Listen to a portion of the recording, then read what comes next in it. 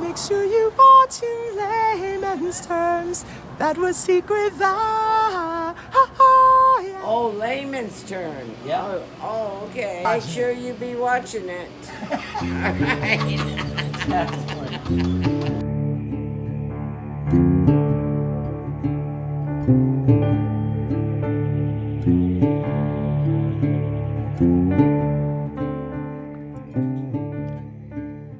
Hey guys, welcome to Layman's Terms Podcast, the place where we talk about really big topics using the smallest words possible. I'm Danny the bartender. And I'm Tommy the trash man. And together, we're just two guys trying to explain the ever-changing world around us the only way that we know how. There's been a couple of major events that have happened since the last we've done a podcast, which was about 2 weeks ago. But we're back. We're here to talk about them. We got Rogan had COVID. Texas is passing some controversial abortion laws. And we're going to let you know how you feel about them, how we feel about them. Two guys talking about abortion. How could that go wrong? Ooh. I feel like the Me Too movement is going to fucking be knocking down our doors. Do they still exist?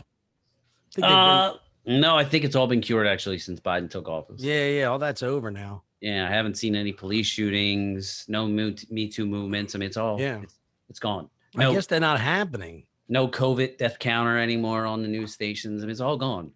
Can't believe the police were just shooting people because of the president that was in office. Yeah, go figure.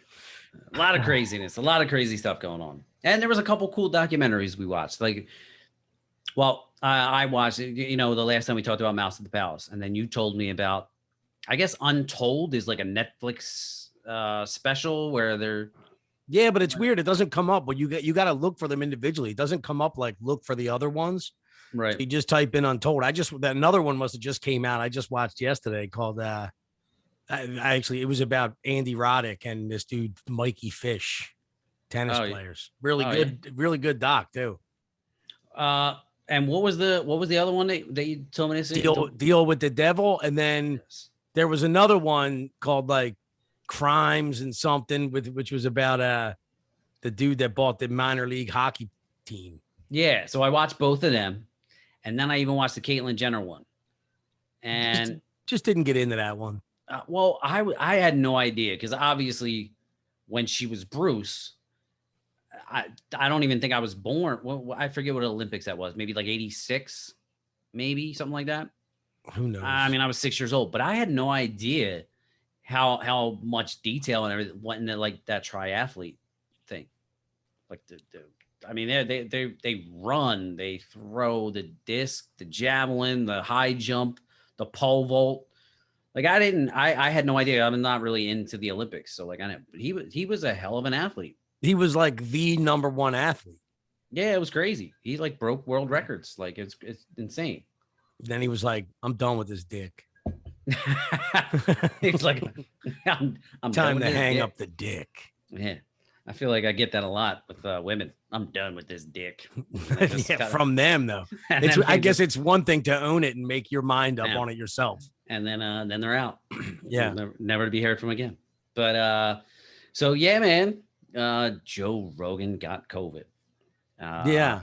Which was pretty crazy news. Not crazy because again, I guess everybody eventually we assume it's safe to say that most people will at some point get it, right? But it was crazy to hear, 2-3 days before that, he had this podcast with Dr. Rhonda Patrick, I believe her name was.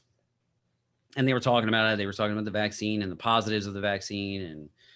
And he was, going back at her with a lot of different questions. And apparently he was unvaccinated. Well, I'm not arguing you on this, but I think that's still up in the air. He's still never said whether he was unvaccinated or vaccinated. Sure, people know. It could be, but I could have sworn during that episode there was something that I took away from that episode that I was like, oh, like I guess he is unvaccinated, but I could be wrong. And I'm positive, but again, I could be wrong. But that he mentioned before in a roundabout way, they were talking about like what he does and he said they're all vaccinated. So I don't know. It But- doesn't matter to me, but he's still not pro forcing people to vax either way. Yes, but even that, I could have sworn that I heard or saw articles that said that he wasn't. Not that that's fucking. Not that you should really take that. You take all that shit with a grain of salt. But anyway, yeah. So he definitely isn't anti-vax. At least he doesn't talk about. He just talks about other options. But he's definitely the only time I've ever seen him, the time that he got mentioned by like the news outlets for being like against the vax. The only time he ever like started to speak out against the vax was when they were like talking about pushing it on kids. And he's like, there's no need to get it if you're like a young, healthy person. And Right. that's when they attacked him the first time. Right. So that was pretty crazy. And then of course, he releases a video talking about his experience, how he thinks he got it. And it was a matter of a couple days that he got better based off of the things that he took, which was ivermectin,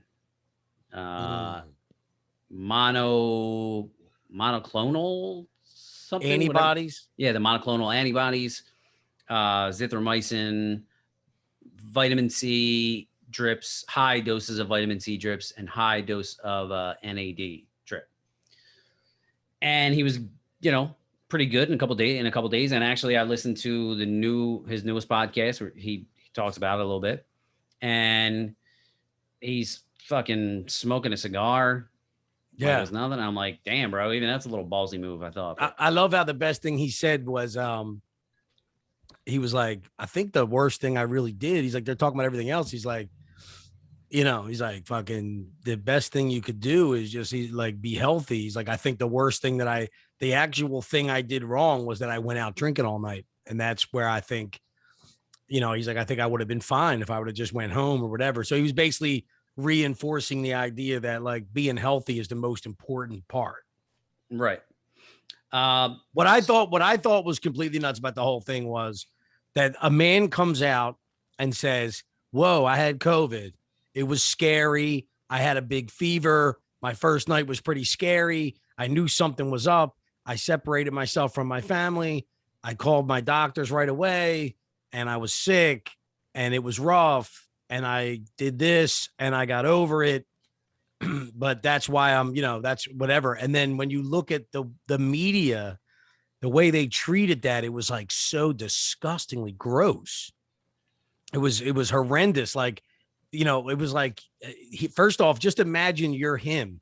You got sick and you're fine now. Nothing is wrong with you. And you weren't coming out.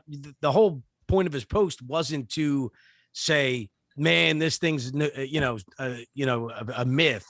He was saying it was scary, but I got lucky and got over it. And I don't know, it's just weird. Like for someone to come out, like they came out like as if he was dying and also taking stuff he wasn't supposed to be taking and therefore was putting himself in more jeopardy or something. I just thought it was pretty creepy to watch the media coverage. Yeah, which is something that we're used to, you know what I mean? Or at least we should be used to. And based off of, when the other scary word that was being thrown around months ago was hydroxychloroquine. So the idea of him taking ivermectin was very controversial because on the majority of left-leaning publications, CNN, MSNBC, they all list it as a horse dewormer. Yeah, but that's what I mean. Like underneath it just said like Joe Rogan takes controversial horse dewormer. Like that's not what it is. No, that's it. It as a matter of fact, it won a Nobel Prize in 2015. It's one of the most in like the top 200 drugs as commonly used. So that, of course, triggered like the snowball effect of just different shit. And recently, I don't know if you saw the Rolling Stone article about how people were lined up in the ICU beds, taking up all the ICU beds, and gunshot victims couldn't get seen by the doctors. Yeah. So apparently there was a hospital in Oklahoma where COVID or gunshot victims couldn't get in because the beds were all filled with people that were overdosing on a horse dewormer. Yeah. Well, strangely enough, the people that were standing in line were all wearing like winter coats and winter jackets. And I'm pretty sure that it's not winter temperatures in the beginning of September in Oklahoma. So right there, the picture was false. On top of the fact that the hospital came out and they were like, this is not true. The person that you interviewed or whatever from this article has not worked here in months, and it's just not accurate. MSNBC, CNN, Rolling Stone. Not only was it not accurate, they literally said that there's like zero cases of people being poisoned from ivermectin here. Yes. So Rolling Stone came out and I guess they adjusted 2 statements. However, Rachel Maddow and other, left-leaning liberal pundits, they all are kind of still posting about it, still standing by their statements. And it's just not true. Completely false. And people were like, I don't understand how you just don't listen to, the news, media. I don't understand. You sound like Alex Jones, per usual. Well, the worst part is that they're never even gonna know what you just said is like if you were sitting there arguing with somebody and they said to you, you realize people are overdosing on ivermectin, right? And they're taking up high ICU beds. And you would then say, yeah, but that was not true. That's been, even the hospital came out and said it. And that stays in the air. Like, well, I don't know where you get your information from, but whatever, but I haven't seen that or something. And it's like, no, it's completely false. It's false. And just the fact that nobody comes out and debunks it, like CNN doesn't come out and say, yeah, we were wrong on that. MSNBC, no, hey, we were wrong on that, which is kind of just symbolic to like everything that we've gone through, like, and with the government, they don't come out and say, hey, we were wrong. You know what I mean? Like maybe if they kind of like approach this thing as like, hey, we're kind of learning along with everybody. We're doing our best we can when it pertains to COVID. But, this is what we knew 2 weeks ago. This is what we know now. And the information has changed. And we'll see, I think that the having the argument that way is in a way where you're trying to not tell someone at least from my aspect of it is from my perspective of it is that it isn't that the media is getting things wrong. It's that the media's job for some reason is to denounce ivermectin at all costs. So when they're talking to a guy who doesn't even work at a hospital, they're choosing to not do their the due process of vetting this guy. Like they don't care that it's false. They want the story out there. And then they also know that they don't have to do the story that retracts their original story. So if they were just out there trying to do the news, then they would, Joe Rogan took ivermectin. Now there's these conflicting statements. Let's do a little story on ivermectin. Let's whatever. No, their goal clearly after what they did to Rogan is just to attack the idea of ivermectin being good for you at all costs, which is scary. Yeah, and not only that, but I don't think that they even have to, because the base that watches CNN, the base that watches MSNBC, the base that watches Fox, you know what I mean? Like people that listen to and hang on every word that they say, it's really not going to matter. You know what I mean? And you got to keep them in all in agreement because that's how you want them to vote. I mean, that's the purpose of, But I mean, we're getting in a weird space that you believe, like, if you believe that this is where I kind of disagree is like, if you believe that that discussing ivermectin has anything to do with people voting, they're making it that way. They're instead of them saying, we can't let ivermectin look good because for some reason that's a Republican thing and then people will vote Republican. I see it less about voting and more like our job is like I believe it's all the pharmaceutical companies and whatever that they're protecting at this point. It's not, you know what I mean? Like it's not about like Fox News or whatever, or somebody getting you to vote one way or the other. Like I think we're beyond that stage now. It's more about they have a job to protect someone who doesn't want ivermectin to be a thing for some reason. Well, yeah, of course, I think that, but I'm saying when I say base, I mean like absolute loyalists who turn on these stations and hang on every word all the time.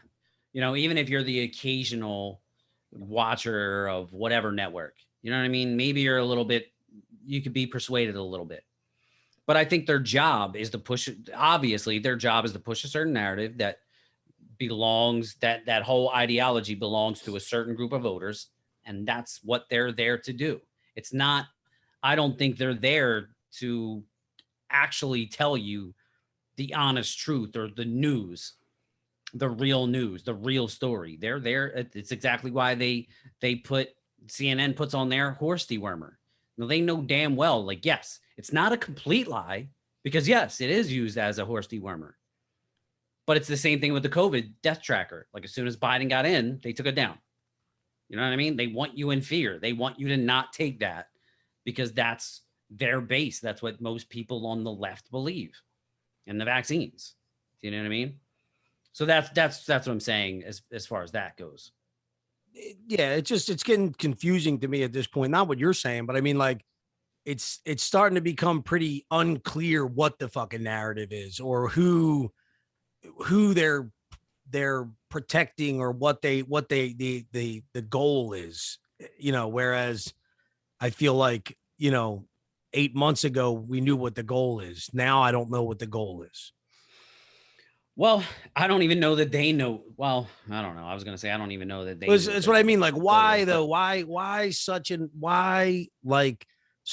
attack on ivermectin? Why?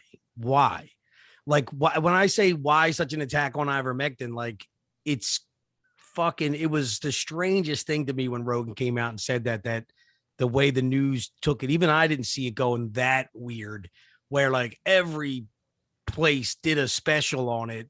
And it had running on the ticker like Rogan gets COVID and takes Horse Dewormer and yeah. And then even one of them, like Anderson Cooper, like had Fauci on to discuss it. And it's like, it's not, I don't know. It's different now.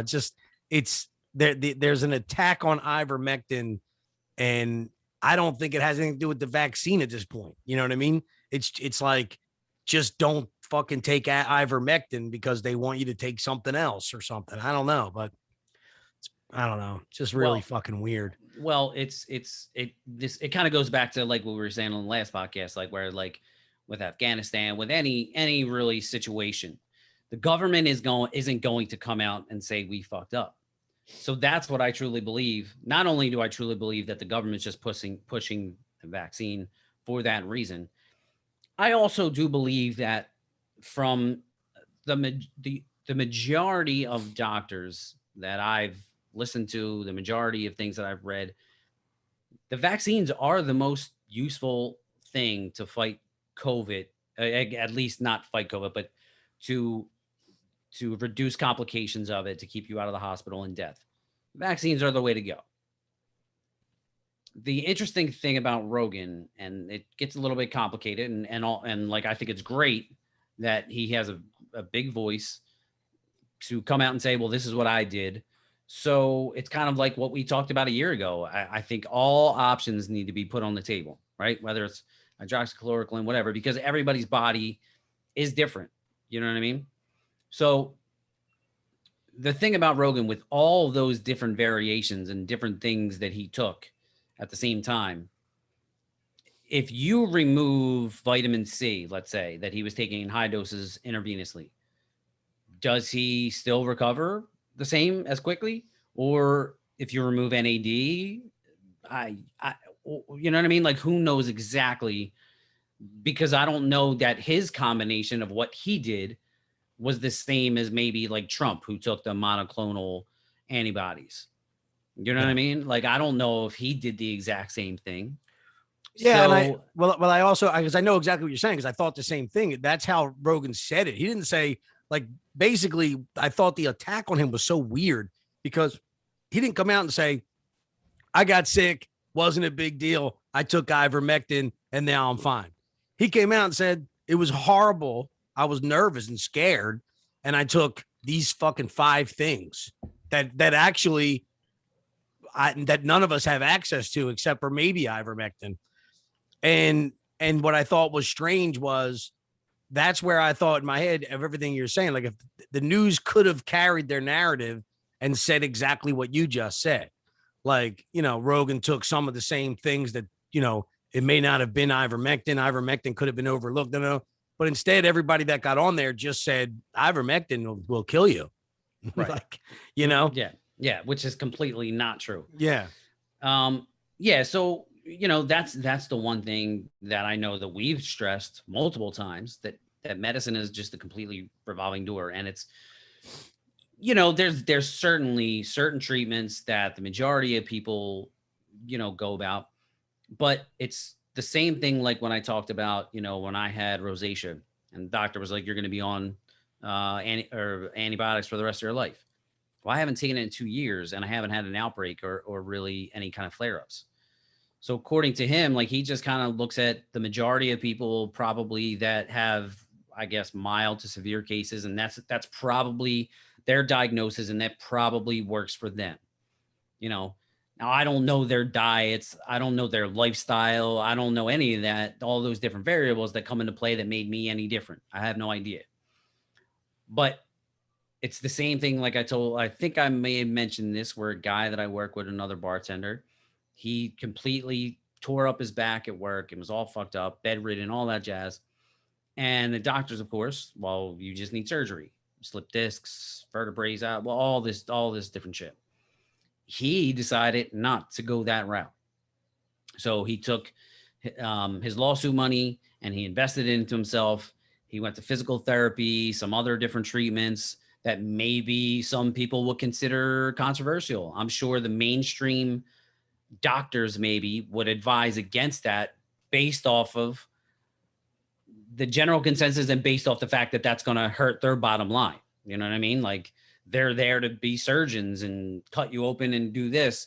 And if you're like, well, no, I'm going to get some injection, like whatever, that's not what they do. So it's going to hurt their bottom line. And again, so like, it just depends on how you think your body can handle things. And, there are always other options out there, They may not be always talked about. And I think and a lot of times, a lot of these options go against the grain of what most people are used to, but there are other options. And I think they should always be laid on the table. And I certainly don't think that we should not be judging.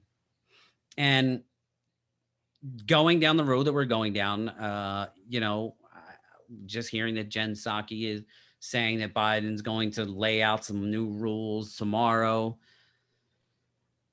according, based off of whatever new data, I don't know, because I don't even know what the fuck their deal is, but new mandates that are going to be laid forth for, I guess, the general public. I have no idea. And I do not agree with the government coming in and telling you, this is what you got to do. This is how you should handle it. Because again, did you hear about the new 900-page report on Dr. Fauci, the Wuhan lab and the gain of functions program? You talking about the article from the Intercept? Yes. Yeah. So according to that, it claims that Fauci was using U.S. funds, governmental funds, to fund these programs, which him and Rand Paul have had famous, well, I don't know about famous, I don't know how much people really are paying attention to, but pretty big battles at Senate hearings. And now it turns out to be true. And he was saying, no, it wasn't that. So it's like, and it should be the top story on every fucking and it's news. not. It's not. And then what happens is, just because it's on, like, here's my thing where people say, and then would you hear that Fox News? Well, I mean, where the fuck else you supposed to hear it? You know what I mean? Basically what has happened to this world is, I mean, put it this way. No, you know where I heard it? Glenn Greenwald. Yes. You know what he was 4 years ago? A fucking liberal. Yeah. You know what I mean? You know Yeah. why he's not a liberal? It's not that he changed. It's because he started pointing out things that were being wronged by government. And because most of those things were basically bad things from Democrats, he's now considered fucking Alex Jones. Right. When he's actually, he got pushed out of his own newspaper that he Right. started because he wanted to be unbiased. And then he went to write an article on Joe Biden, and they literally like edited and censored him. And he was like, well, I'm not doing this anymore. Yeah. You know? So it's actually kind of surprising that The Intercept ran this story. Well, you know why they did, right? No, I don't. Well, basically, they openly did a Freedom of Information Act request. So this is what Glenn Greenwald said of why they probably printed it. Basically, they were trying to make a story that would highlight that, like they saw an area where Fauci was doing, like, you know, they knew of some emails or some interaction that Fauci had with, you know, whatever part of the government. And so they went to get a Freedom of Information Act request, which I guess you have to somewhat make public. So people follow that and they're like, oh, they got a Freedom of Information Act request on this Fauci thing. So after they got it, if they would have just not posted any story, then it would have kind of showed like, hey, what did you find? What happened? So they had to post something. And Glenn Greenwald even says that if you actually read the article, even though it's negative, they did do their best to like cover some shit up that Fauci did. Yeah. But so basically it's like they made a almost like an announcement that they were doing this request. And Right. so then to not have any story on it would be almost as bad as writing a bad story, maybe even worse. Yeah. So again, I mean, you know, at the end of the day, some people may be like, well, that's irrelevant, you know, that they were funding these gain of function laboratories. But the fact that he lied about it, the fact that he lied about masks, the fact that he's lied multiple times and switched up his stance on everything, that should be a cause for concern. Because now, again, with all these mandates, what exactly do you think? Like, I don't think they're going to come out and tell you the truth about certain things. Yeah. So, yeah, you know, And it's become okay. Like, it's like, so what that he lied because he was lying to Rand Paul. right. Like that's the disgusting thing. Like, it's so what he was, because like it's become okay that like, well, we don't want to get like the citizens will defend Democrats when they do something wrong because they understand that would then give political points to the other side. Yeah, and here's one thing. So I posted a video of a girl the other day. It was like a TikTok video. Girl I follow, she's like a libertarian.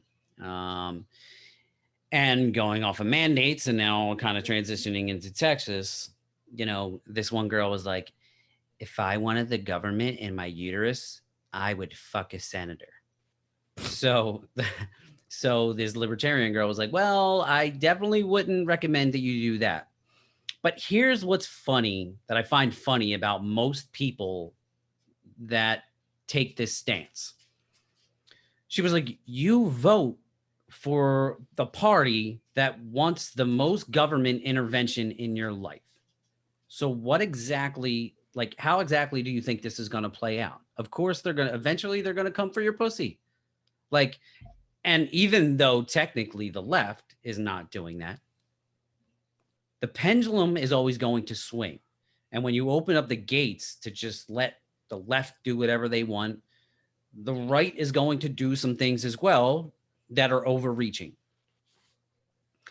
So for people that maybe are not unaware, I don't know how you couldn't be because it's kind of been everywhere. Texas wrote a new bill pertaining to abortion. Basically, anything you can have an abortion up to 6 weeks. Anything up to that is, I don't know if it's criminal charges. I'm not exactly sure. I know there's like up to $10,000 in fines. Well, for anybody that would choose to do it, like, I guess I mean, it's the law isn't 6 weeks, which is actually another one, even though it's probably around 6 weeks, but it's another one of those little games that, and I understand it actually. I just want to say this. It's not 6 weeks. It's when you detect a heartbeat. But I just listened to a guy that said it's up to 6 weeks. Like no, well, they say 6 weeks because generally, like generally that's yeah. when, but Right. the law is like heartbeat. Hmm. But the left says 6 weeks to avoid sounding worse, you know? Right. Although I understand it. If it's generally 6 weeks, what's the big deal? But it's just another one of them things. Like they would never say heartbeat because it's just makes them look a little worse, you know? Right. I mean, I'm not even for or against the fucking bill. That's the one thing that I have a problem with is I don't like, it's like we live in this world where I think Republicans are different than Democrats in this way, or conservatives is like, just because I'm not on board with one thing doesn't then show, like, you know, like when you talk to somebody, you say you're a Republican, they might attack you on abortion. And if you say, I don't fucking agree with it, it's almost like saying, well, you're in the wrong fucking party then. Right. And it's like, well, no, like just because I like that, like, you know, just because I don't agree with one thing or I don't know how I feel on one thing doesn't separate the fact that I really strongly disagree with all these other things that's going on. And but I will say it's the one thing where, like, if I was in a group of people and they were all, you know, I don't really understand so much the pro life argument at times, because it just doesn't really seem to make too much sense for, you know, it's like the George Carlin thing. It's like you care about them. I'm sure you've seen this quote. You care about the life and, you know, every life matters, blah, blah. And then when they're born, they're a problem. You know what I mean? Mm-hmm. So, I mean, I don't know. I mean, like, I'm very up in the air on it. I do feel that, like, it's one of them things where as long as it's not being abused, like I'm against somebody who just has 30 abortions. But at the same time, I believe every situation is very different and should be seen very different. Like some poor girl, you know, a lot of people just go right to like she gets raped or she gets molested or she gets whatever. But I mean, even just somebody makes a mistake, you know, it's like, do they now have to, like, you know, if you're 13 years old and you get pregnant, I mean, not only is your life fucked, but probably that kid's life isn't going to be too great. Right. So I'm not saying that kids shouldn't be born when their moms are that young. And I'm sure we can all look around and look at people that are very happy that had children at a very young age. And maybe they would say, I would have never changed what I have in the baby and yada, yada. I mean, at the same time, could you think that someone would be making the wrong choice if they were like, I'm just in no position to bring a child into the world? So I don't know. So this is one of those topics, obviously, which is it's hot, it's heated, it's supercharged. It's complicated to talk about. You know, if you're on the right and you're pro life, I mean, you're pretty staunch, like you're pretty heated about it. And again, if you're on the left and you're pro choice, like you're pretty heated about it. There's also a unique, well, it's not unique, but it's this narrative that men don't have a say in it. You know what I mean? Because it's not their body. They don't actually feel, they don't go through it physically. And I have to, although yes, I agree with the fact that yes, we don't go through it physically. You know, I have to disagree that we do not go through it. And you know, I had to pour myself a pretty big glass of peanut butter whiskey for this. This is like I said, a very touchy subject, and it's very difficult. And I feel like from a personal perspective, if I didn't come out and kind of like talk about my own kind of experiences with some things, I feel like I would maybe be a hypocrite. And I feel like maybe by me speaking up, maybe that gives somebody a different perspective in to say when they say like, well, men don't have a reason to speak about it. And strangely enough, as we were about to have this podcast earlier today, somebody that I was seeing for a little bit text me and asked me how I felt about the Texas law. And the reason why she texted me is because while we were seeing each other, she got pregnant. It happened extremely quick. And when she brought it to my attention, she already made an appointment. She obviously reached out to some people that she knew, and somebody that she knew that went through it and told her, don't even tell me, because it was her body, her choice. Which again kind of goes to the facts and the idea that, like, listen, the idea to believe all women is just nonsense, because this is not exclusive to women, but people are manipulative. People lie. People do really shitty things. All the credit to her in the world, because she thought that was fucked up and she brought it to my attention and she wanted to know how I felt.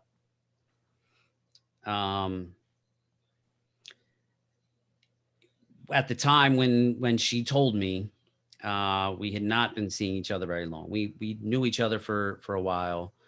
So it was kind of like going into the relationship was kind of easy because we knew each other, like I said, for several years. And it was one of the most surreal moments of my life, because during that time, in that relationship, it just kind of started. And this is where the selfishness in myself, at the time, I feel as though I was a coward. And after she told me that she already scheduled an appointment, I told her, that I didn't think it was the best way to approach starting off a relationship. We'd only been seeing each other for a couple weeks. And coming from a broken home, it's not the ideal situation. It's not how I ever imagined going about if I was ever to be a parent, that's how this would have happened, And I think I know that it's something that she thought about, and she thought, I'm very financially stable. I can raise this child on my own if need be. So she's like, I can make this work. And essentially, I told her that I will support whatever decision you make. But I don't think this is the best approach to go about this relationship this way. In what way? I didn't think that bringing a child into the world at that point and only seeing each other for No, okay. I didn't I at that point it may have been a month or so. Yeah, I didn't understand whether you were saying like don't do it or yeah. And it was something that, I felt like I was going to throw up. Everything that I could possibly think of just kind of was like rushing through my mind. Like, how would I be able to afford this? Is this the relationship I'm going to be in the rest of my life? Am I going to be able to raise a child? Everything and all the insecurities that I have in myself at the time as a man and not knowing these things, that all culminated into me making that decision, into expressing that I thought what she was doing was the right way to go about it. And once she had the procedure done, to her it was painful. Like she was saying that there are other ways, and somehow whatever, wherever she went, it was painful. And I remember speaking to her right after it happened, and she was hysterical, and she was not okay. And she was like, "This is the worst thing that I feel like I could have ever done. Like it just was horrible." Um, and ever since that day, it's been something that has kind of like been weighing on me. It's been something that I constantly think about. And even after finding that out, I talked to other people on my own that had gone through similar situations. And they were different ages, different times in their lives, different things. So it's obviously not exactly the same situation. Um, and some people kind of felt like me, like afterwards, that it was a horrible decision. It eats at them all the time. And then some other people were like, obviously I'm not gonna like cheer about it, but I'm also it also was not the right time, and I'm grateful now for the life that I have, and blah blah blah blah. So it's difficult for me to even talk about this because I know that, even friends or family that, could potentially listen to this, because this isn't something that I've talked to with a lot of people. Um, I can only imagine that they would be extremely disappointed. And not only that, I'm sure that there are people that may listen to this that are pro-life that would be extremely disappointed and completely, not be a fan of the show. Maybe, I don't know, but I would imagine that yes, there is definitely going to be some negative reactions to it. Uh, with that being said, I thought talking about it would kind of make me a hypocrite if I didn't explain why it was something that I kind of feel like is kind of important to me. And again, it's just something that I live with constantly. I think about it pretty frequently, and kind of going into this whole transition, from being a liberal to being a little bit more on the right to being extremely concerned about COVID to now deciding to just live my life and not live in fear. My whole mentality has shifted further and further even since that day. And, you know, I am completely against mandates when it comes to COVID. And this is the strange argument that I would make as well. I am against the Texas law because I do not agree with the government telling us what to do. It bothers me because it doesn't end there. And again, it doesn't matter where you stand politically because, like I said earlier, the pendulum swings. So there's going to be something like the people that were cheering for COVID mandates are now up in arms about this. My body, my choice. And you can make the argument, of course, that, certain things are way more important, whatever it is. My stance on government overreach is pretty consistent, that no matter what the topic is, I don't believe that the government should be making these decisions for us. With that being said, I'm also I have completely turned around, and I would never want to. I've made it pretty much my point to not put myself in that position again, and I will continue to live my life that way. Obviously, of course, I can't be perfect. Things can happen. I get that, but I purposely tried to make sure that I'm not putting myself in that position again because I consider myself pro-life now. Since this has happened, I've completely changed my view on it. And it's like many things, especially in our society, that like people kind of want to make excuses. Oh, well, it's sex. People are going to have sex. People are going to do this. People are going to do that. Mistakes happen. But it's like you said, sometimes people take advantage of the situation. You know, you have celebrities that are up on stage, like cheering the fact, like, I'm proud that I had an abortion. And like, it's kind of like weird because to me, it's not okay. Like, life begins at inception. And Well, they say, I was just reading a thing today that they say most people that become, or I mean, most people that become like strongly pro-life are people that have had abortions and then have a baby, or have abortions and then regret it. yeah, so I saw somewhere, and I talked to this girl earlier, and I said that I read somewhere, I heard somewhere that 82% of people that had abortions regretted it afterwards. I can't stand by those numbers. I heard it on a podcast, so I can't back those claims up because it is pretty high.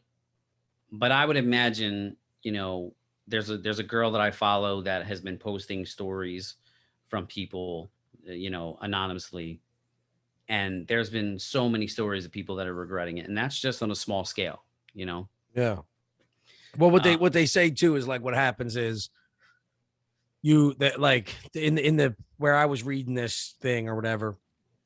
And like I said, it's just a thing I read. I don't stand by it. I just said that I'm kind of not really sure on how I even feel about it. But it was just interesting to say that. But the point they were making was like that a lot of these people are actually lied to in the process. Like the Planned Parenthood, the process, like say you said that the girl said it was painful, whatever. Like apparently like they just like tell them, oh, it's nothing. It's just, you know, it's not a baby yet. It's not a whatever. Blah, blah. And then what happens is when they have their own baby and they're tracking it and they're like, oh, look, it's 6 weeks now and it's doing this and it's whatever. And they start to that process like jolts them because they were, you know, halfway through that process when they were told it's not a big deal, you know? Right. And, you know, like I said, I mean, I'm not speaking for anybody. I'm not saying that for any reason. It's a very tough topic, but it's not only it's not a tough topic in the sense of like, you know, you're either for it or against it or whatever, but there's just so many factors that make it hard to say, you know, I feel like it's something that needs a conclusive answer. Like you're like yes or no, you know? And I believe in every single individual case is not the same as another. Right. And you know, I agree. You know, in situations, first of all, we talked about in situations of incest or rape or whatever the case may be, and like horrible you know, situation. From what I've heard and some things that I've kind of glanced upon or, you know, listened to on podcasts or whatever, statistically speaking, getting pregnant while raped is extremely low and extremely rare.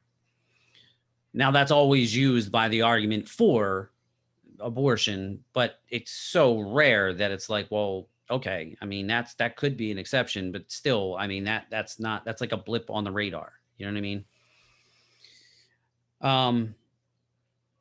So yes. So this is what I mean when it comes to like men don't have a right to speak on it.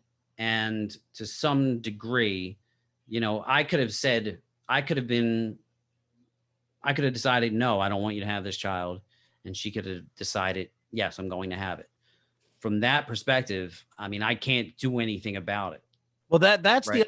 the other tricky thing about it though, is like, it's your body and it's my child as well. It's, you know, now, you know what I mean? It's just a weird thing where it's like the man doesn't have a say.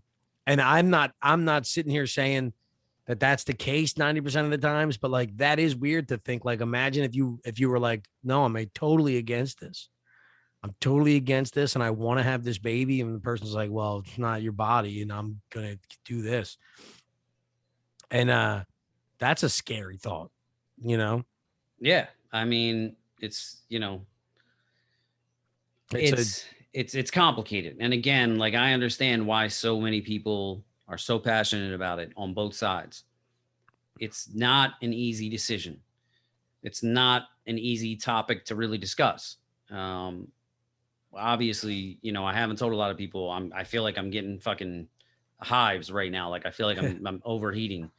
Um, so again, you know, for me and my perspective, I don't believe that the government should have a say in it.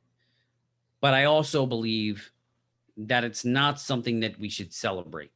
I don't think it's something that we should go out and talk about and like promote as like a safe and effective way for birth control. I think we need to focus on teaching kids, teaching young, because I mean, in all honesty, the decision that I made, all of the fault, I mean, obviously, you know, on her, she as well, but that decision didn't need to happen if I was better prepared. yeah. That decision didn't need to happen if I could have controlled my desires a little bit better. You know what I mean? Like, so we need to think about, you know, when you know your kids or teens and young adults, like they start having sex and, you know, unprotected, like it's just not pregnancy. It's STDs. It's, you know, there's emotional ties that happen when you have sex with someone, whether or not, you know, you want to believe it or not. A lot of times it happens. You know what I'm saying? Like, I mean, I can't tell you how many times that I've slept with somebody and the next day, like I was like, fuck, man. Like I fucking completely fucking regretted that. That's the other thing too. Like I used to even say that about like people that got pregnant when we were kids. We would like people would look at them like, she got pregnant, like she was a whore or something. And I'm looking at everybody like we're all doing the same thing she's doing. She just got unlucky. Right. You know? Right. We're all playing fucking Russian roulette over here. Yeah, but because you know, she got it, she got that thing. So You know, my approach again is to really, really, at least I think society's approach should be to really educate people on the dangers. Like, you know, sex, as great as it is, like I think a lot of things like are just overly sexualized. And it's become part of our culture, you know, with fucking wet ass pussy and all. Now, and I know I sound like fucking Ben Shapiro, like, you know what I'm saying? But like when that, you know, when you get in a position like I was put in and you're not prepared and you're not ready and you're insecure and you're not okay, you know, you kind of make the decision that I made. And, you know, a lot of people do regret it. And I think that, again, those are the types of things that we need to be focusing on as opposed to the arguments that we're getting into over pro-life, pro-choice. Because look, it goes back to COVID, how passionate people are about vaccinated and unvaccinated. And they're just pinning each other against one another. You know what I mean? And it's because of politics. And it's because the government's overreach into your life everywhere you go is just making issues that don't need to be, you know, there's other things in life that we should be focusing on. yeah. But we're just at each other's throats because politicians make it their business to do it, to make those things happen. Well, I don't want to stray the conversation, but like something like that that I don't understand with this ruling that came down in Texas is like the way I see things now is like the government's in cahoots. Okay. There's not really, I'm not saying as people, there's not conservatives and liberals and whatever, but like from what I've seen, at least from the Republicans, is this is all bullshit. Like you got Mitch McConnell voting for, you know, this $1 trillion infrastructure bill when like doesn't make any sense, you know? And so they all do things. And what I think is weird is all of a sudden out of nowhere, like I didn't even hear people talking about it happening. And it was like right in the heat of the Afghanistan shit. All of a sudden an article comes out like fucking Roe versus Wade is fucking overturned in fucking Texas. And now all of a sudden, the people that were mad at what was going on and the people that were being woken up to the fact that like the president's a fucking moron. Now we got put on the defense somehow of something I don't even like in my head. I'm kind of like, how did this go through? Like, how did this like the timing of it to me is very weird. That like this just happens out of nowhere, and it's a made like it's to me. If I was to be someone in the Republican Party that could say, let's, however this case was going forward, I wouldn't have brought this case at the time it was brought or whatever. It really doesn't make any sense to me. I know that maybe that's something that's hard to comprehend, or you have to be where I'm at with how much I distrust our government, our politicians, and our Supreme Court. Even it's just weird to me that all of a sudden our Supreme Court makes who's clearly shown that they're almost more liberal than conservative lately, make a very harsh judgment or ruling in a very controversial case at a very weird time. And that's just my thought, but I think it's weird how the conversation has completely shifted now, and it's a conversation that I don't feel I want to defend. Like you got basically Gavin Newsom is getting recalled, and half his speech was about how this is what they're going to try and do here, they're going to do that, and blah blah blah blah blah, which is like, it's a non-winning argument, say in California. And so, I guess what I'm saying is you went real fast from like, maybe the Republicans got some points on things to like, oh, they're going to fucking try and make abortion illegal, which has been, which I think is controversial, like not controversial, but I think it's something that I would understand if people were going to the ballot box and being like, I don't agree with all this, but they're going to make abortion illegal. So no, Right. I don't know if that makes sense what I'm saying, but I just kind of feel like it's a piece of something that got entered into an argument at a time where the argument was ours. And now I think that rightfully so, people are completely divided again, when I do think that there was some kind of unity over the Afghanistan stuff, So right. It's just weird to me. And even for, super conservative religious people, I will say, for personally, this has kind of brought me a little bit closer to kind of maybe wanting to understand religion and God.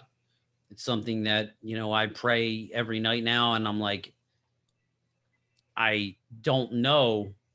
I don't know that I made the right decision, and I don't know moving forward how to go about it. You know what I mean? And I'm not somebody that's super religious. I have my beliefs, and I struggle with those beliefs. But I also, at the end of the day, even God gave Adam and Eve free will and choice. He gave them everything he wanted, and he gave them a choice. He said, no, you can't eat the apple. But if you do, these are the consequences. You know what I mean? So even as God, so especially, like I said, for conservative people, he still gave the original man and woman choice.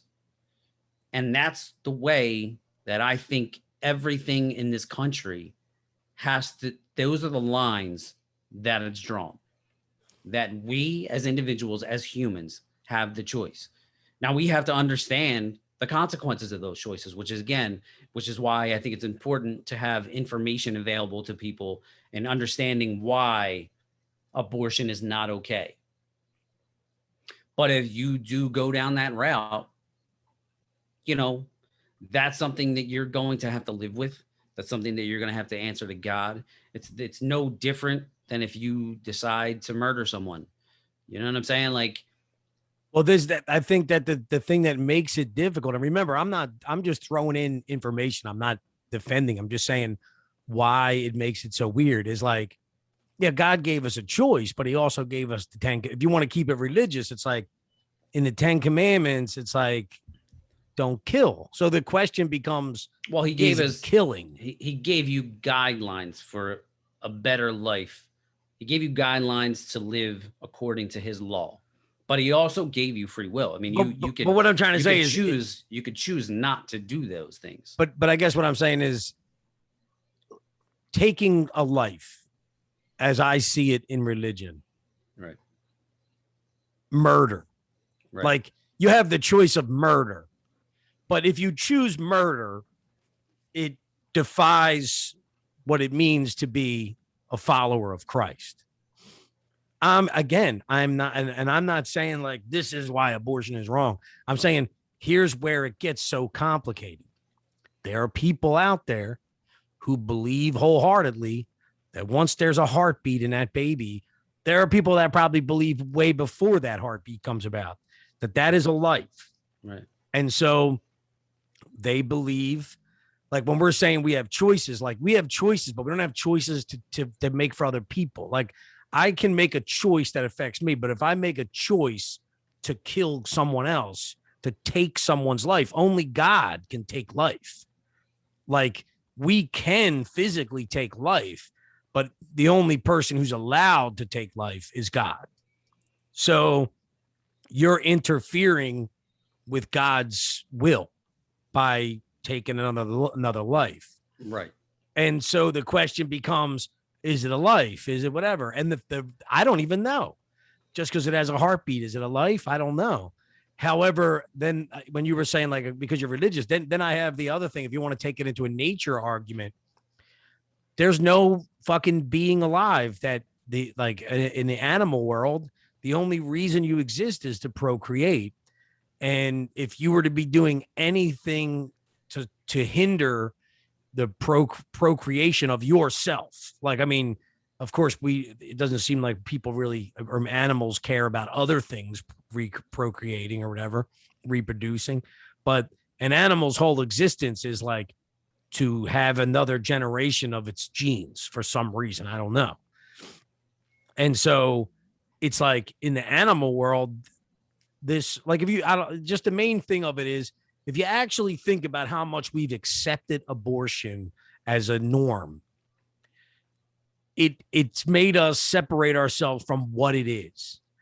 And I am not saying that it even is this, but technically what it is on the surface is you're taking another life. You're taking a life that in this case, you might have made it.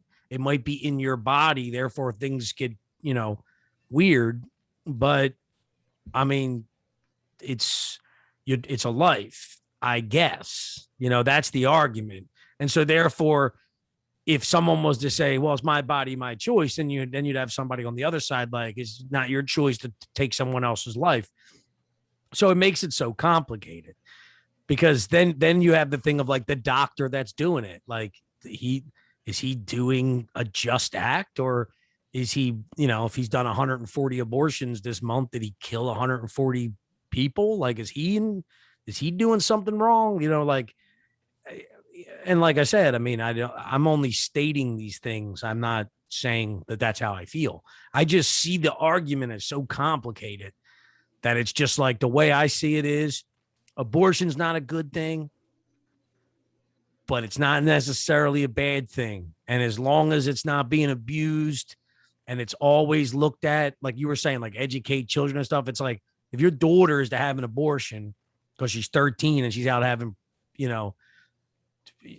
unprotected sex at 13 years old, it should be something that like, here's how we're going to have to handle it, which is not how we want to, but also now we're not going to support the action or, whatever. We're going to now have to stop our daughter and teach her to not do these certain things.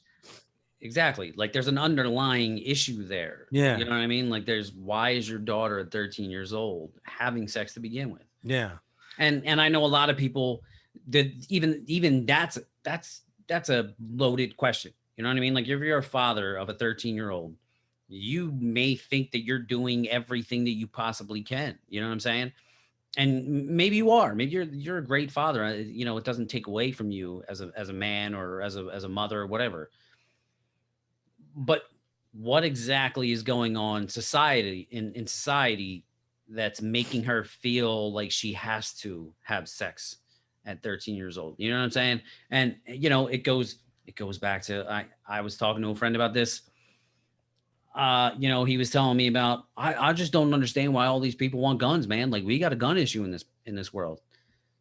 And I was like, well, I have a gun. Like I'm not out killing people. Like there's millions of registered gun owners that are out not out killing people.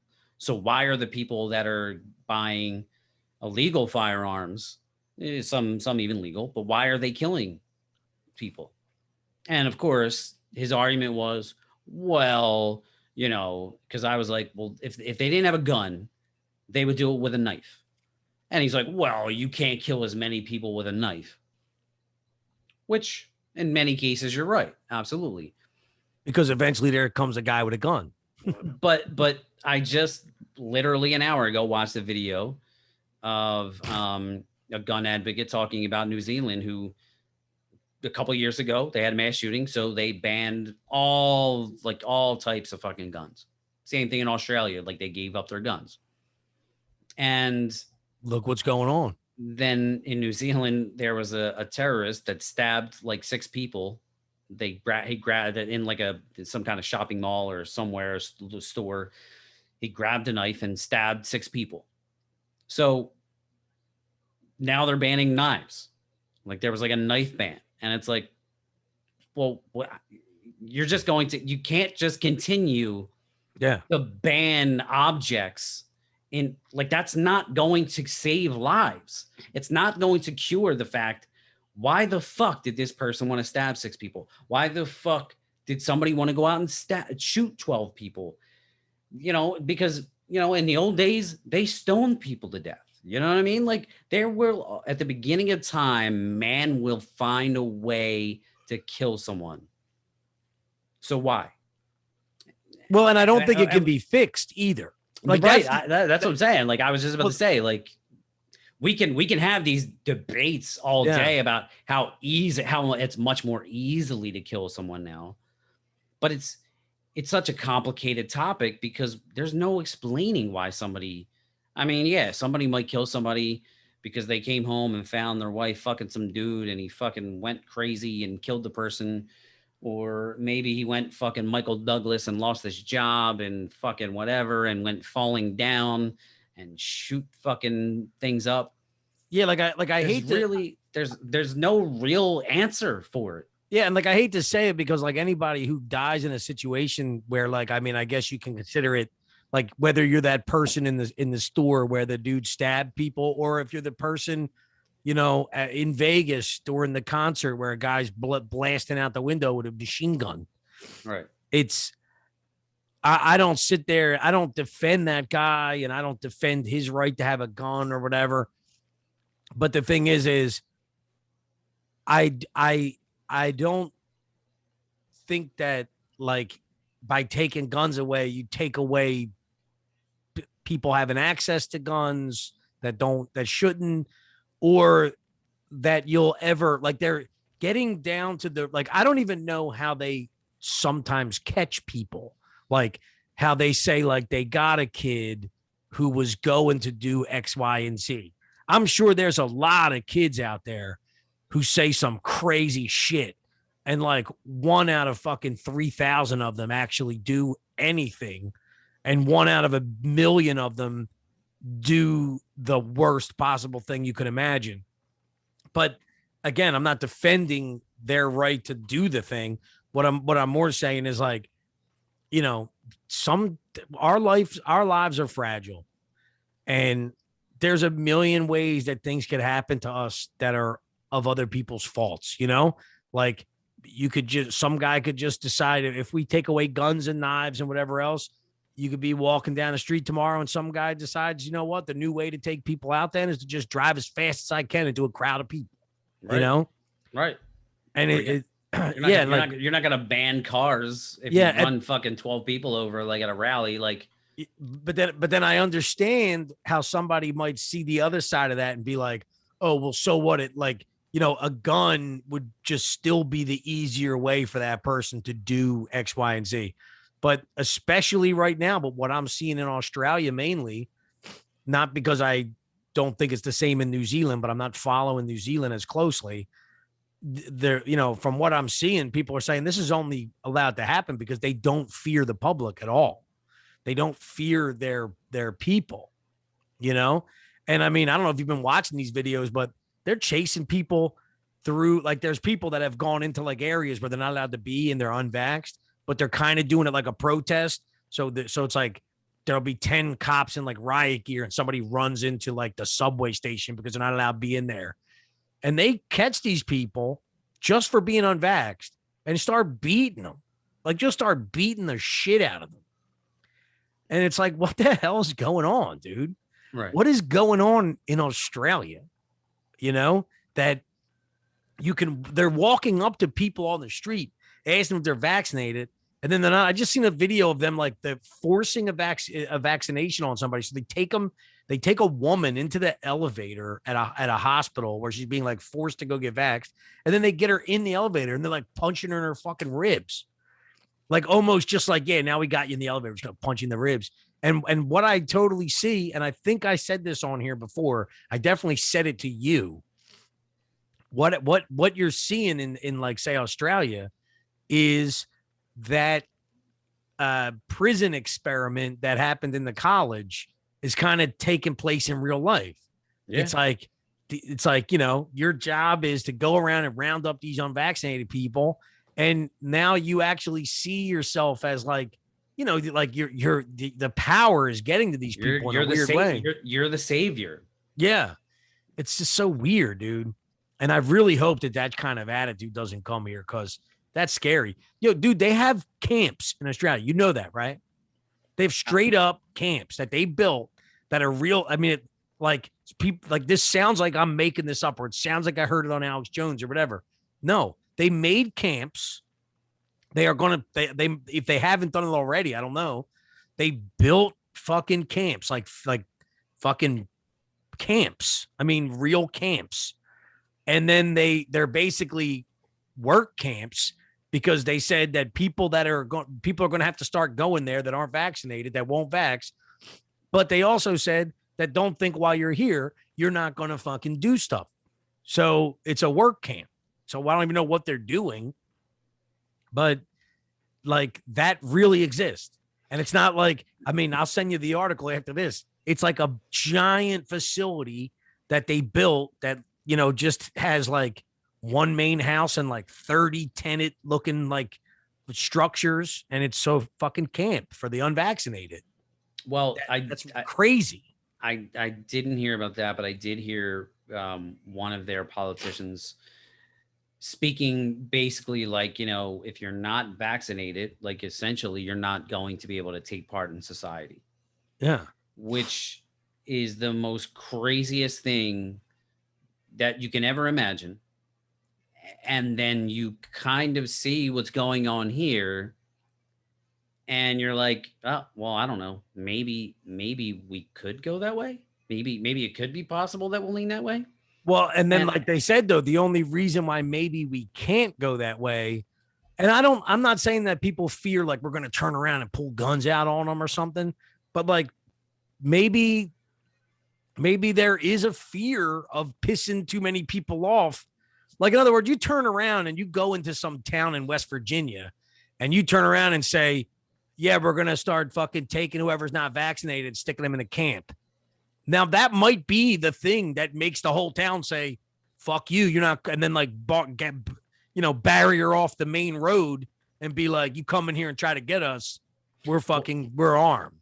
Well, it's kind of like what happened to the Japanese, when we built camps for them, you know what I mean? Because we were afraid that they were living here, but they weren't part of America. You know what I mean? So I wonder if it's possible that we could potentially get to that point here and live that way for a certain amount of years before people start to recognize like, hey, something's not right here.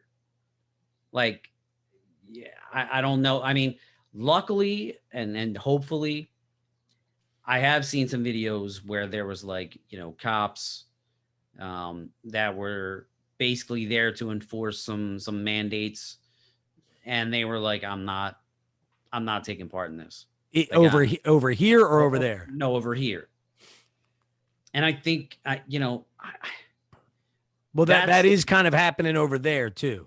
There's some cops, like some dude was at a protest the other day and he's not allowed to travel. The guy I followed, Chris something, he's that crazy bro guy that fucking predicted the future like a fucking year and a half ago.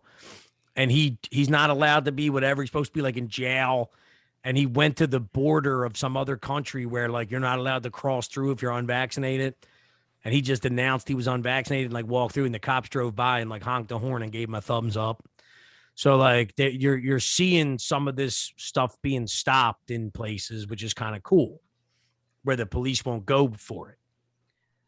Well, it's just amazing to see, what we've been going through since this all started, and how much fear contributes to your decision making in everyday life.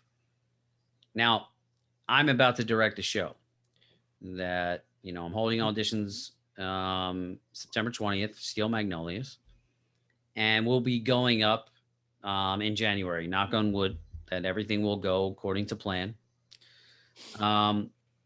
Now, I know of certain theaters and certain things where like, they're demanding that everybody has to be fully vaccinated. I have not gotten those orders. And unfortunately, I kind of wanted someone to be a part of my crew. And I think there may be a little reluctance on her part now because of my ideas when it comes to my beliefs on the vaccination. And listen, I'm going to direct the show. If you want to wear a mask, by all means. If you're vaccinated, if you're unvaccinated, you are more than welcome. I would be happy to have you on the show. But I'm not going to enforce anything. We live in a world where there's risk. Every time you step out the door, I can't stress this enough, that there is risk associated with everything in your life. We are so dominated by so much fear and constant talk about this that I just truly believe that people are not thinking rationally about the majority of the discussions that take place regarding COVID. And that's the stance I'm taking. If by some chance that the theater tells me it has to be another way, I'm not going to take part in it. I'm already leaving my retirement home at the end of the month, which is unfortunate. I have been there for a few years. I love the residents. But they're making it, you have to be vaccinated by October 1st. And I told them, I'm not doing it. I'm just not comfortable with it. And that's my stance. I had a conversation the other day. It was actually funny because a resident, she was the last one in there. And, the conversation came up. I don't remember. Oh, it was about theater actually. And she was saying, about her daughter was involved in theater and the certain restrictions and blah, blah, blah, blah. And then she basically said, to me, like, she was like, I don't, she implied about me being vaccinated or whatnot. And then she was like, oh, I don't know. Maybe I shouldn't even be asking you. I'm not really sure. And then because I didn't say anything, she automatically assumed, of course, that I wasn't. Of course. So the conversation, because especially she's 81 years old and she's flying. She just took her booster shot. So she's fully vaccinated. She just took a booster. Her daughter is a physician. And she's like, again, she's 81 and she has some autoimmune issues. In her situation, in her case, I get it. If I was in her situation at that age, I would probably be more likely to go that route, to take the chance. the chance with the vaccine. Yes. Yeah. And then eventually, because she understood that since I didn't say anything, I wasn't. And then we had a conversation about it. And then I told her that I was leaving and she was really upset. And she was like, why in the world are you leaving? And I was like, well, they're making it mandatory. And she thought that it was just new hires. She was like, so she didn't know that it was already people that work there. And I was like, no. And she was like, oh my God, there's going to be so many people that are so upset that you're leaving. And I was like, well, and she was like, I understand, after talking to her and expressing my concerns, she understood and she was like, I understand, and even just the fact that me telling her, at 41 years old, look, I'm not the youngest, I'm obviously at a higher risk than a 21-year-old, but I'm still at a pretty low risk. So I'm willing to take a chance with that as opposed to taking a chance with something that I'm still not 100% certain with. Well, I also, and don't take this the wrong way because I'm not trying to I don't agree with what's going on.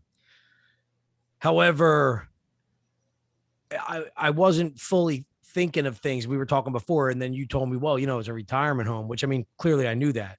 Yes. But I kind of understand someone looking at you and being like, look, I'm not trying to be a dick, but it's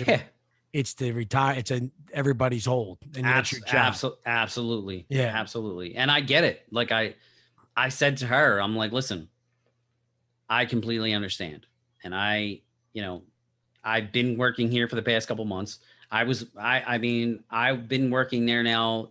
Even I didn't really have any exposure to the residents because I was working on Sundays, helping them with food. I was still there among other people, other staff. And there were staff that got infected, the CEO of the company, as well as some other people. They were all vaccinated and all came down with it at a meeting. Well, this is my thing that I can't wait for. Wait till they take us all out, right? Wait until everybody at a nursing home is now vaccinated. And so even right now, when something like that happens, like it happened at a restaurant around here, the people that were vaccinated got sick. No unvaccinated people did. And they were still making some type of argument related to the unvaccinated. I can't wait until the unvaccinated are removed from the argument completely so that people can't even think about them. Like it somehow traveled through them and they didn't get sick, whatever. Well, think about that scenario. The only way to completely do that would be to treat us as lepers and just completely excommunicate us from society. But it's about to happen in a million corporate jobs. I mean, yeah, like my cousin's, going to lose her job pretty soon. She literally just sent me this email where she took part in this, what do you call them? Like a Zoom meeting, type of conference that was all about getting the vax and how to handle, but if you're not going to get the vax, what you're going to need to do to leave and blah, blah, blah.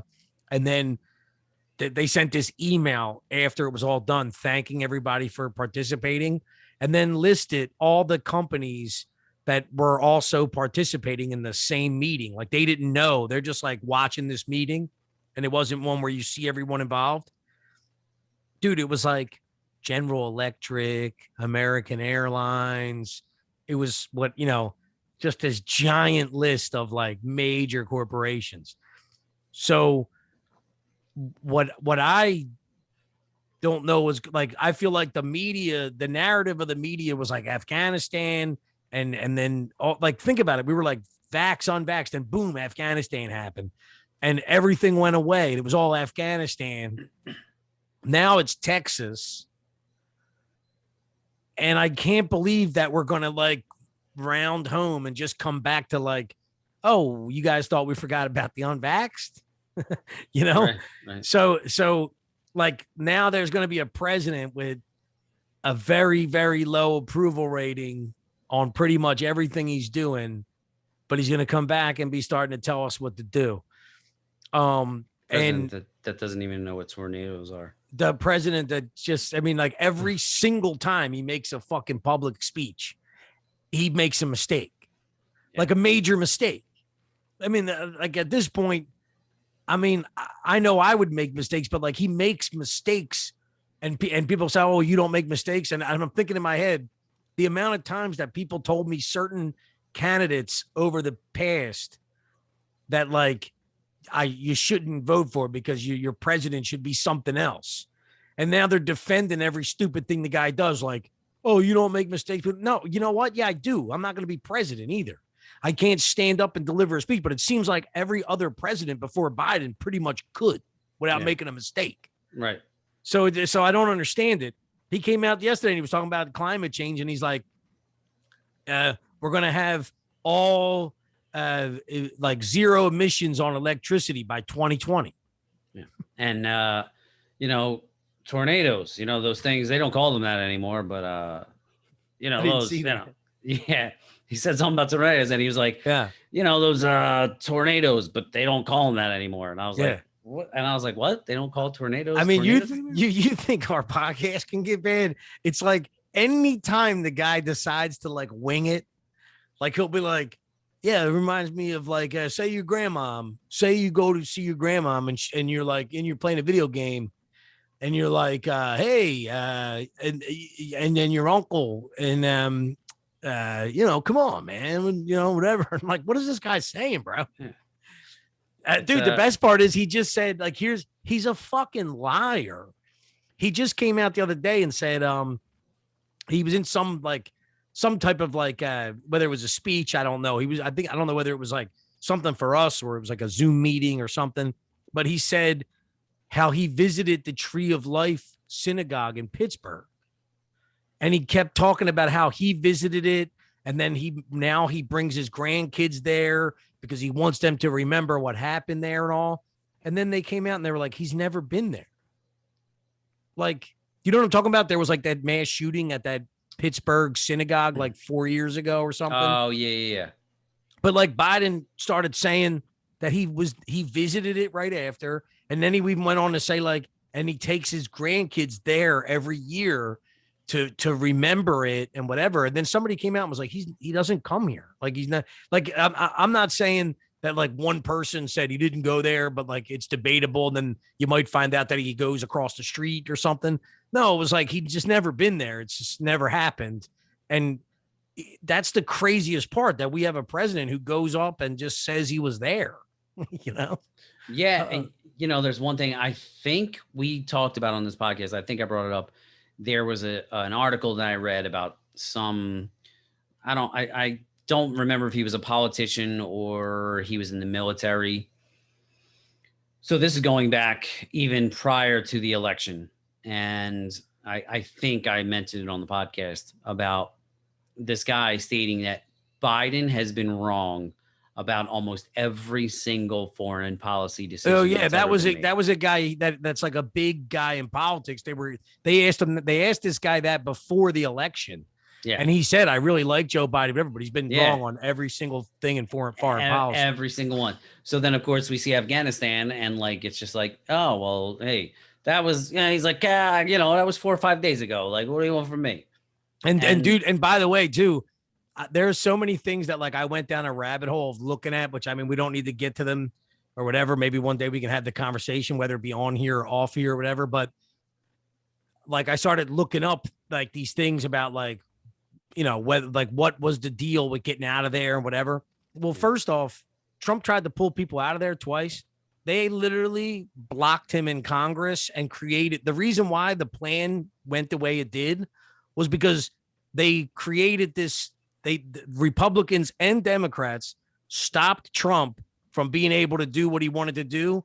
And they created a system where he would have to go to Congress like every month and show Congress the progress he made. And then they would allow him to take a little bit more people out.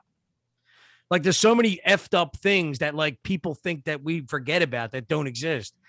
One of the things if you want to ask yourself, well, why would Trump tried to say that he believed in the Taliban or the Afghan army or whatever. There's a whole article where they made Trump look like he was crazy. They made it like it was about money. But like 2 years ago, Trump said, and I want to get all the people out of the embassy. And so the whole article was like, Trump's crazy. He's talking about getting people out of the embassy. And then they talk to a guy who says, it's because all Trump sees is money and he thinks that the embassy is expensive. Then they ask Trump and he's like, these people ain't going to be safe. They need to get out of there. Nobody's going to be safe when we pull out of there. So in my head, I'm like 2 years ago, Trump was saying, we need all the fucking people to get out of the embassy before we leave. And he was being attacked. They were making it like as if he was being cheapo or something. Right. And he's saying nobody's going to be safe. And the article is laughing at the whole article is kind of mocking Trump. Like, what does he mean where they're not going to be like the article is defending the fact that these people would be safe well after we're gone and mocking Trump for saying that they're not going to be safe at all once we leave. Yeah. So, it is what it is. And then you got Biden. I don't know if did you read what Biden said to Ghani in the fucking phone call? Yes. To basically, regardless of whatever it looks like in the media, like we have to at least paint the picture that things are going smoothly. Well, the best part about it though is Ghani's answer. Like you get I'm imagining like Ghani's like, yeah, shit's not looking good. And then Biden goes on to say, well, we want to give you aid and we want to give you what you need. However, things don't really look good right now and we need them to look good. So we need you to say that it looks good and make it public kind of statement saying things are good, regardless of whether it's true or not. And Ghani's response was, we're under a full scale invasion. Right. I mean, dude, it's like this guy's a fucking asshole. Well, it's, as much as I want to say he's an asshole, and he is, but that's just politics. That's American arrogance to the extent of that. It's just an extension of everything that we're seeing all over the news. You know what I mean? Like they want to kind of paint pictures a certain type of way, a certain narrative. I mean, I think I've even used, like we talked about it, how they were trying to use the excuse of like, we're there to protect women's rights, so they want to jump on like the whole feminism movement back home. And I think I mentioned before about how they used Obama being, that his approval ratings were so high. So they wanted to utilize that to push for war. So there's all this like media manipulation that the government is constantly using. And, it's not just Biden. So like, I get why he's doing that because that's what they all do. But what I think is funny is if you look at Biden, though, the whole thing that's crazy about Biden is like, dude, this guy should not be where he is. He's totally there because someone put him there. He's a complete fuck up. And he's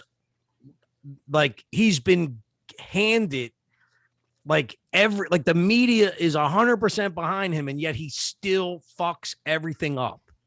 In other words, I think even that phone call to fucking Ghani, like people were like, what are you saying, Matt? Like, it's like, I feel like somebody said to Biden, like, we got to kind of get him to say this, but without saying exactly that, and Biden just goes on and is like, you got to say it. Like he couldn't have said it any more dumber. Like he couldn't have said it. He said, we need you to say it, even if it isn't untrue. And he's withholding aid, which is a whole, I mean, I don't really care. It doesn't matter. Nobody's ever going to do anything about it, but it's fucking way less than what they said Trump did, but it's the same formula for impeachment.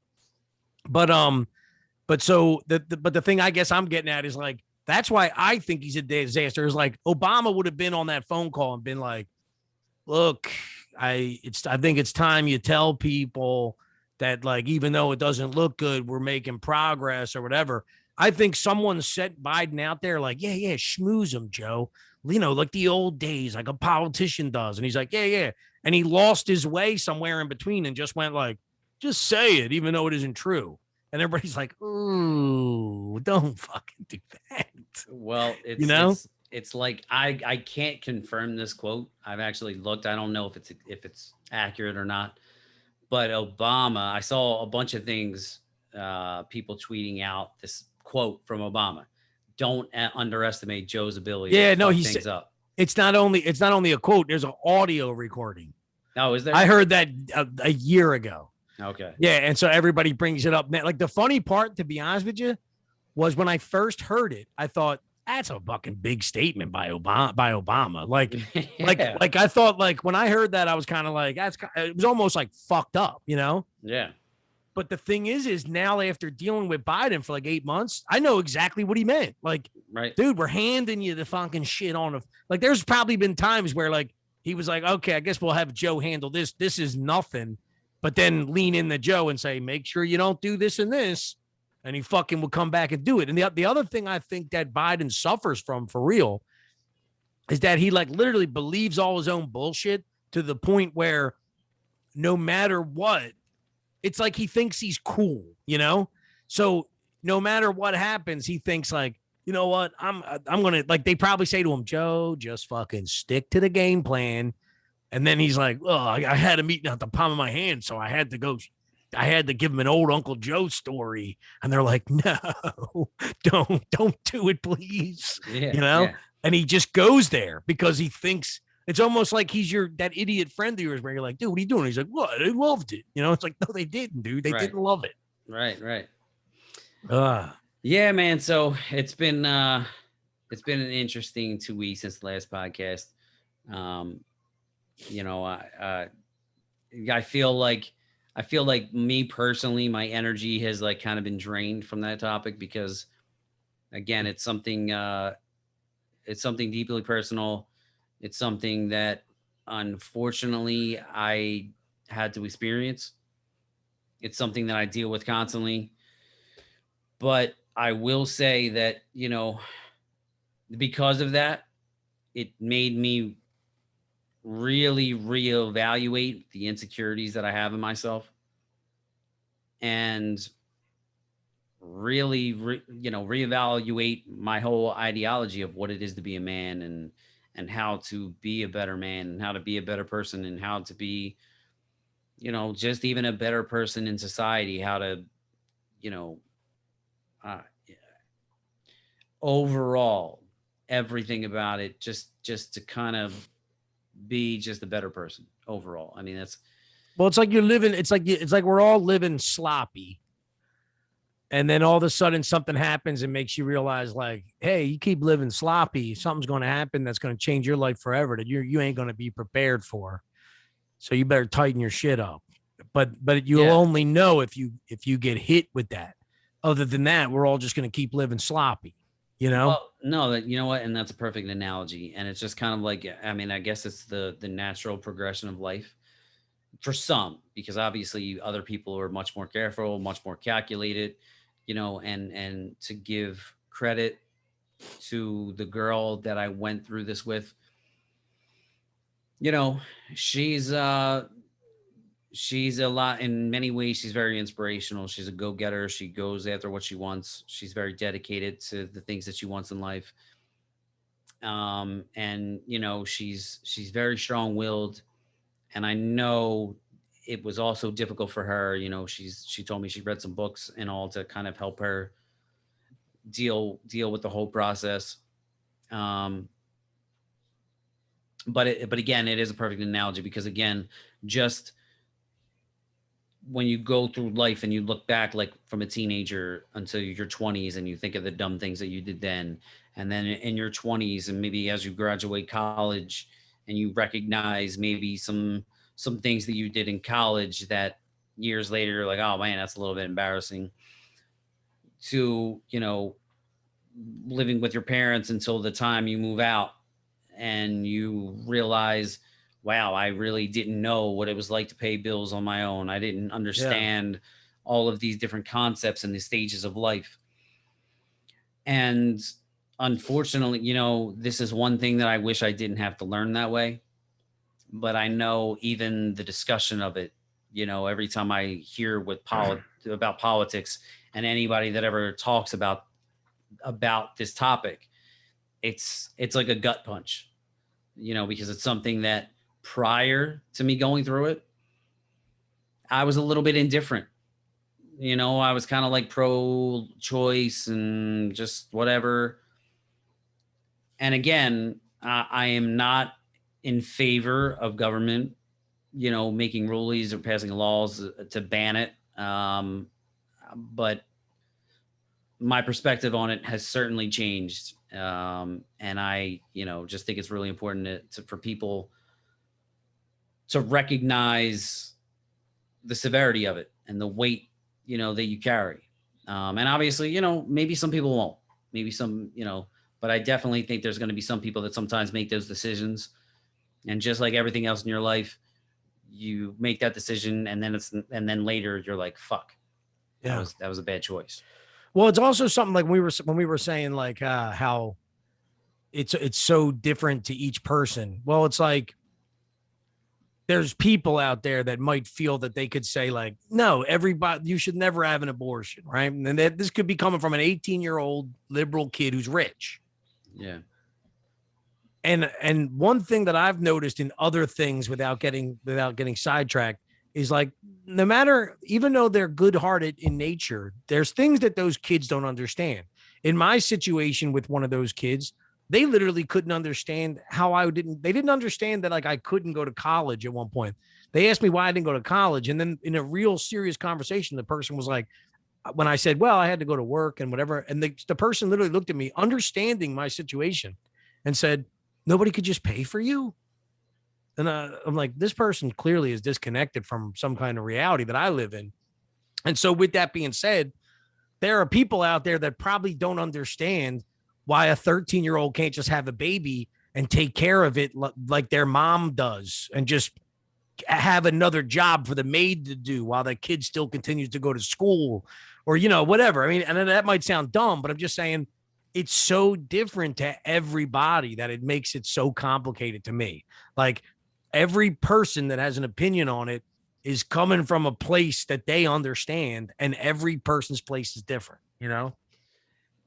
And, and one last thing, even just for me, I mean, years ago, I had crazy friends that would constantly down me for being liberal, like, oh, you fucking liberal pussy, and this, that, and the other. And you're only doing it because, Jay-Z is saying it, or, your favorite actor, whatever.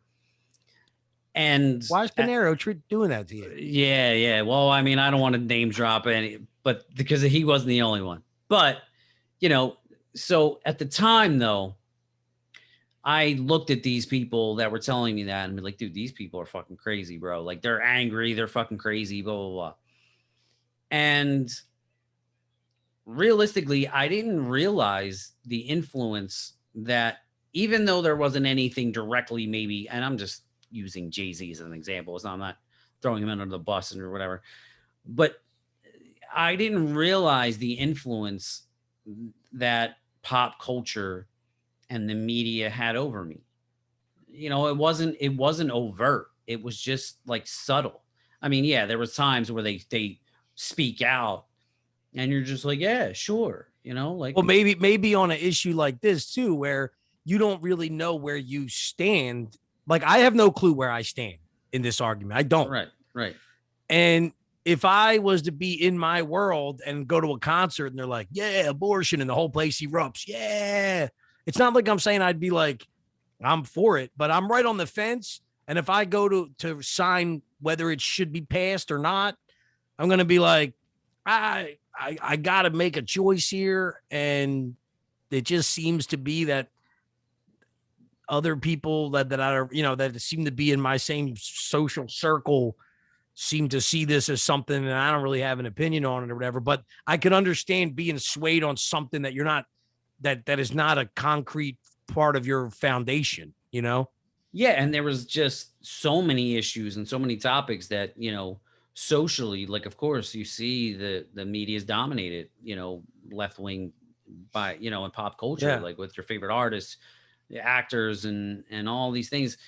And again, I thought I was kind of educated and not really knowing. I mean, even in college when I'm writing, papers on Karl Marx and certain things, I thought I was kind of educated. You know what I mean? And then I didn't kind of listen to the other argument only because I was like, man, these fucking people are crazy. Why the fuck are they so angry? Like, what the fuck are they talking Yeah. about? You know what I mean? And, you know, there's just this evolution that just kind of happened where it's just kind of like a lot of things didn't make sense. And then I kind of found my way. And now I realize, wow, these people are kind of onto something, especially even going through certain things in my life, which again, a lot of going back to the whole abortion thing, I think a lot of women speak on it and are so passionate about pro-choice and they don't even go through it to really kind of fully understand how it's going to affect them. They just lump it in with, well, that's part of being a feminist, Yeah. and it's empowering to me. It's what they see is a Republican man trying to make them tell them what they can do with their body. Yes. And they don't see that they would never in a million years see that they see the Republican man as a monster. So they would never in a million years think that there was somebody sitting around with a story to tell, about how they, like, the reason why they see it this way is because they did this and then they felt a certain way and then they whatever. They just see like a guy who's like, have your baby. I'm rich. I can have a baby. Why can't you? You know what I mean? Like, it's just that, it's that male, I'm drawing a blank on the word here, that male, I'm fucking drawing a blank. This is where the whiskey's catching up to me. Mansplaining? No. The power structure, the male power structure that's kind of like trying to control their lives. And in some aspects, yeah, maybe there's some of that. And I get the argument maybe, but it's not just all about that. And I think that a lot of times people speak on things that they haven't experienced, but they just go along with it because it's part of the party that they belong to. You know well, what I mean? and not even to make them like they just cling on. It's kind of what I was saying about like being on the fence or something. It's like, well, I'm not for men telling women what to do with their body. I don't fully understand this, but it's very easy to just make me go like, well, I don't understand it, but it just sounds like another Republican fucking thing that they want to tell us what to do. And I'm for women and I'm for this. And a lot of feminists are against that. So I guess I can understand it. And it's not that easy to understand. Yeah. And like I posted something the other day about being liberal and open-minded and this, that, and the other. And some liberal came out and was like, shut up. No. Well, another ex-girlfriend reached out to me, like we're cool. And she reached out and she was like, this is only half true, because you like your alter ego would beg to differ. Oh. And I was like, what do you mean? And she was like, well, because I see you posting things about your politics and all. And I was like, listen, of course I'm going to talk about my politics or my certain things. I was like, I think it's important. It's more important now than ever to kind of speak out about things. Right. I was like, but I am all for people that have different opinions on how to solve a problem. But I think it's very important for people to kind of get along in the process of doing that. And I was like, I think ultimately there's a lot of people that claim to be open-minded, but they're really only as open-minded as much as their political affiliation allows them to be. Well, it's like because of the things that they agree with are generally things that someone would be open-minded to come to that conclusion. They assume that they're open-minded, yet they're not willing to remain open-minded about those same issues. Yeah, and that statement seems like a knife in the gut or a stab in the back. And if it feels like that, then maybe you should really kind of look in the mirror and question yourself. Is this true about me? Like, do I really just fall in line with every single thing that my political party believes in? How many times have you asked that? That's why I know that I'm on the side of good, because I ask myself that millions of times. I've had my own, I've had to sit there and question it, whether it be Trump, whether it be, am I just like fucking buying into that? I remember on our New Year's Eve podcast, we were talking about we'll give Biden a chance or whatever. Right. And even I at times started to be like, maybe Biden isn't this old fool that because I would see him come out and I would expect them to start mumbling. And I'm like, I don't know. He gave that speech kind of all right. And then I started thinking, am I just buying into some bullshit? Right. But, you just have to constantly question yourself question, but you can't just decide. I trust this person, so I want to blindly fucking follow everything they tell me to do. Because I hate to say it in this kind of analogy, but it's like when you go to a used car salesman who's a friend of your mom's, you know what I mean?